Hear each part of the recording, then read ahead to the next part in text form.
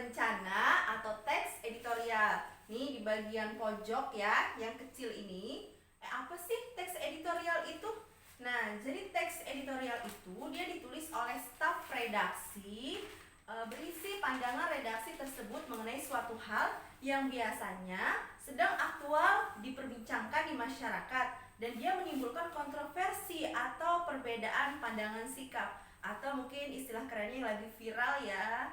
Nah, apa sih jelasnya teks editorial itu? Jadi, untuk lebih jelasnya, silahkan simak video berikut.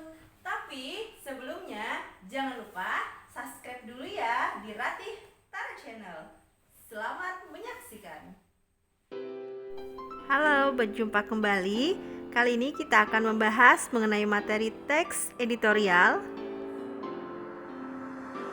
definisi teks editorial, ciri-ciri teks editorial, dan sifat-sifat teks editorial. Editorial disebut juga tajuk rencana.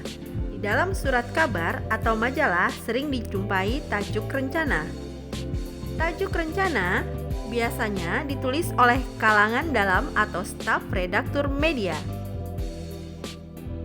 Tajuk rencana dianggap sebagai tulisan yang mencerminkan sikap pengelola media.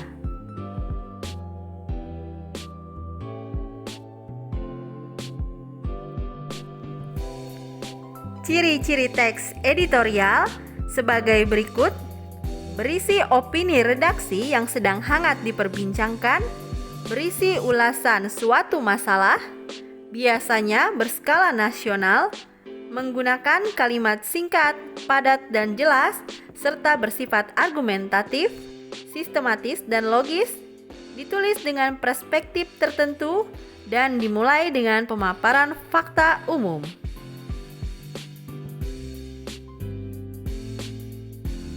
Teks editorial, hal-hal yang dapat ditulis ke dalam teks editorial adalah hal yang bersifat aktual atau tengah hangat terjadi di masyarakat, fenomenal atau luar biasa, dan kontroversial atau menimbulkan banyak perbedaan.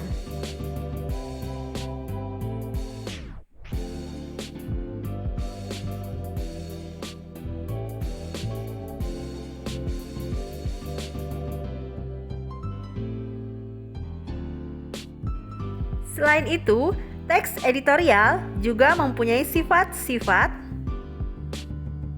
krusial dan ditulis secara berkala atau berkesinambungan.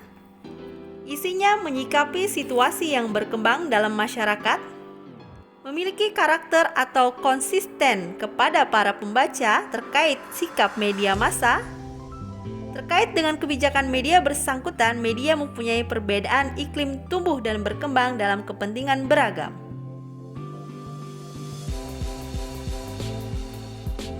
Selanjutnya, teks editorial merupakan cerminan sikap atau pandangan redaksi media terhadap suatu peristiwa. Jadi, sikap-sikap ini diwujudkan dalam sebuah catatan yang dinamakan teks editorial. Catatan ini diawali dengan rumusan pernyataan umum, kemudian ada argumentasi dari redaksi, dan yang terakhir penegasan ulang yang biasanya berisi saran dari redaksi.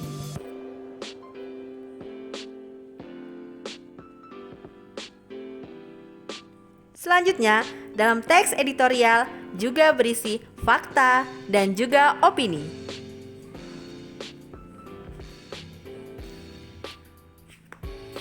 Fakta adalah peristiwa yang benar-benar terjadi dan dapat dibuktikan kebenarannya. Sementara opini adalah pernyataan yang subjektif yang berasal dari sikap seseorang atau interpretasi fakta yang didapatkan.